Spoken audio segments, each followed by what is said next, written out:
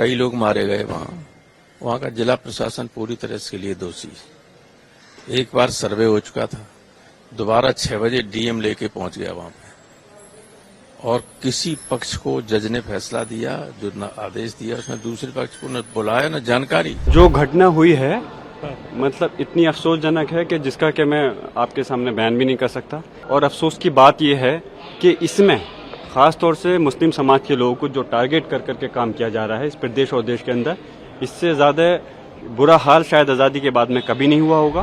Court की तरफ से बगैर मस्जिद के जिम्मेदारों को कमेटी को सुने उन्होंने एक एक्स पार्टी ऑर्डर पास कर दिया, वो गलत है। दूसरा यह है कि एक बार तो आपने गलत ऑर्डर दिया, सर्वे हो गया, दूसरा सर्वे जब किया आपने किसी को इत्तला नहीं दी। कई लोग मारे गए वहां का जिला प्रशासन पूरी तरह इसके लिए दोषी है।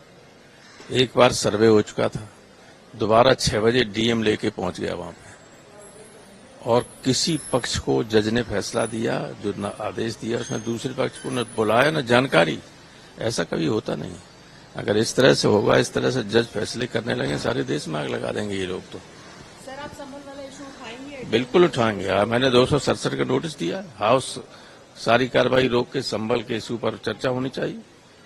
दोषी लोग कार्रवाई करें। तो कई लोग मारे गए, 3 तो केवल दिखाए जा रहे, सीधी गोली चला रहे थे, आपने देखा होगा।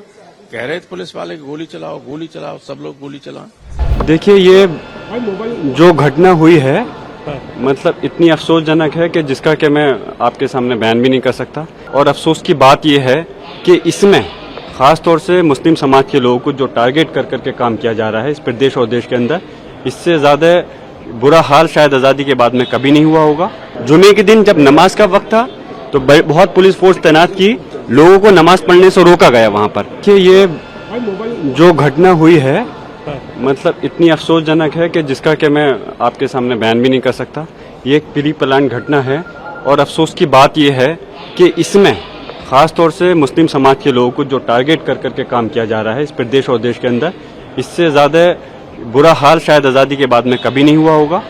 और जिस प्रकार प्लेसेस ऑफ वर्शिप एक्ट का उल्लंघन किया जा रहा है, जब पार्लियामेंट ने एक कानून बना दिया 1991 में कि 1947 15 अगस्त में जो धार्मिक स्थल, मस्जिद नहीं, जो भी धार्मिक स्थल अस्तित्व में है उनके साथ किसी प्रकार की कोई छेड़खानी नहीं होगी, वो अपने उसके अंदर ही रहेगा।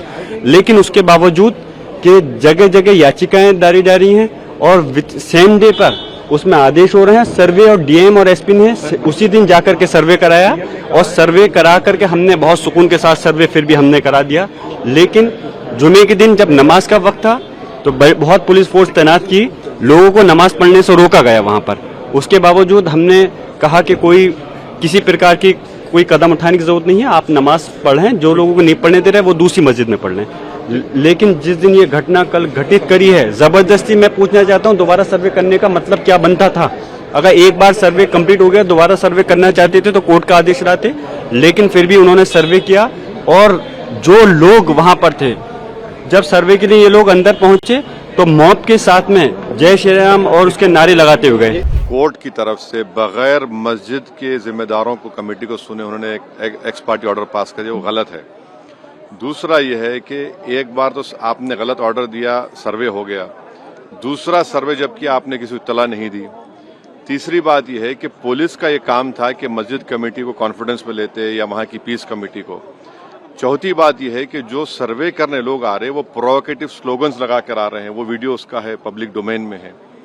और उसके बाद जो वहां पर वायलेंस हुआ, जिसमें 3 मुसलमानों को गोली लगी, उनकी मौत हुई, हम इसका कंडेम करते हैं। ये फायरिंग नहीं बल्कि मर्डर है। और जब से बाबरी मस्जिद राम मंदिर का जजमेंट आया, जिस बात को मैं पर्टिकुलरली कह रहा हूं कि उस जजमेंट के बाद ये सब चीजें खुलेंगी और एक के बाद एक खुल रही हैं। एएसआई प्रोटेक्टेड मॉन्यूमेंट सब बातें कर रहे हैं, क्या एएसआई के कानून में नहीं है कि आप उसका रिलीजियस नेचर चेंज नहीं, कैरेक्टर चेंज नहीं कर सकते? किस बुनियाद पे कर रहे हैं ये?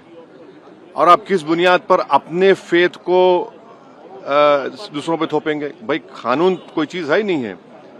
जिस दिन कोर्ट में सुनवाई होती है उसी दिन ऑर्डर हो जाता है, उस दिन सर्वे भी हो जाता है। ये तो 1948 में ऐसे ही हुआ था बाबरी मस्जिद में।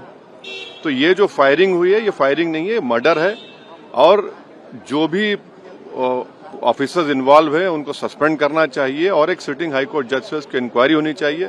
ये सरासर गलत है, जुल्म हो रहा है वहां पर तो संभल में। वहाँ के सांसद पे FIR दर्ज कर दिया गया। आप जिस पे चाहे कर लीजिए भाई, जिस पे भी चाहे कर लीजिए, जज आप, जूरी आप, सब आप, तो बचेगा क्या फिर अब?